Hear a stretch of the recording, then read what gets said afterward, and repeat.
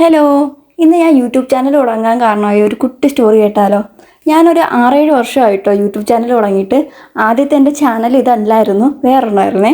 അത് ഞാൻ തുടങ്ങിയപ്പോഴത്തേക്ക് ആരോടും പറയാതാണ് കേട്ടോ തുടങ്ങിയിരുന്നത്. അങ്ങനെ എൻ്റെ വീഡിയോസൊക്കെ ഞാൻ ഇട്ട് തുടങ്ങി, കുറച്ചൊക്കെ വ്യൂസ് ഇങ്ങനെ കൂടാൻ തുടങ്ങി.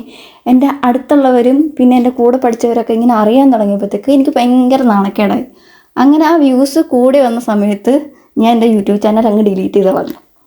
അന്ന് എനിക്ക് പറ്റിയത് അബദ്ധമാണെന്ന് എനിക്ക് പിന്നീട് തോന്നിയിട്ടുണ്ട്. പക്ഷേ പറഞ്ഞിട്ട് കാര്യമില്ലല്ലോ.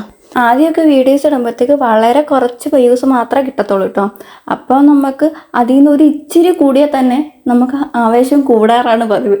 പക്ഷെ എനിക്കാണെങ്കിൽ വ്യൂസ് കൂടിയതനുസരിച്ച് പേടിയാവേ, നാണക്കേടാവേ, എൻ്റെ കോൺഫിഡൻസ് മൊത്തം എൻ്റെ കയ്യിൽ നിന്ന് പോവുകയൊക്കെയാണ് കേട്ടോ ചെയ്തത്.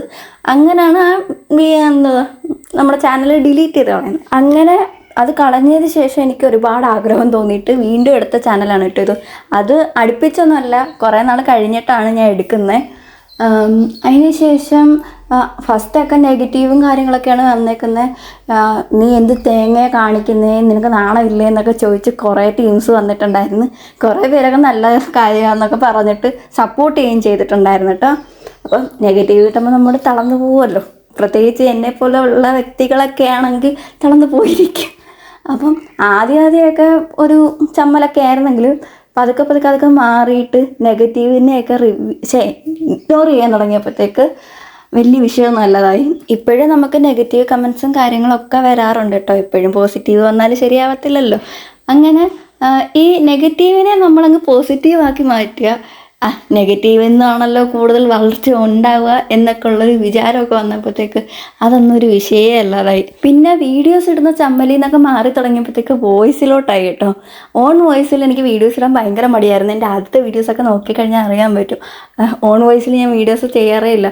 പിന്നെ അതിനെ വേറെ AI വോയിസിലൊക്കെ ഇട്ട് ഞാൻ ചെയ്തിട്ടൊക്കെ ഉണ്ട്. എൻ്റെ സ്വന്തം വോയിസ് ഇടാൻ മടിയാറണം. പിന്നെ ഇപ്പോൾ പോലും ചില സമയങ്ങളിൽ എനിക്ക് സംസാരിക്കാൻ ഭയങ്കര ബുദ്ധിമുട്ടാണ്. എങ്കിലും നമ്മളിങ്ങനെ പൊയ്ക്കൊണ്ടേയിരിക്കുകയാണ്. നമ്മൾ ഓൺ വോയിസിലൊക്കെ ഇട്ട് ഇങ്ങനെ ശീലിക്കണമല്ലോ. എൻ്റെ കമ്മ്യൂണിക്കേഷൻ സ്കില്ല് അത്ര പെർഫെക്റ്റ് ഒന്നുമല്ല, എങ്കിലും നേരത്തെക്കാട്ടി ബെറ്റർ ആയിട്ട് എനിക്ക് ഫീൽ ചെയ്യാറുണ്ട് കേട്ടോ. അപ്പോൾ ഇങ്ങനെയൊക്കെ ആയിരുന്നു എൻ്റെ യൂട്യൂബർ ജേണി. എന്നെപ്പോലെ കുറേ പേരൊക്കെ കാണും, പക്ഷേ ഇപ്പോൾ ഉള്ള എല്ലാവരും നല്ല അടിപൊളി കോണ്ടന്റ് ക്രിയേറ്റേഴ്സാണ് കേട്ടോ.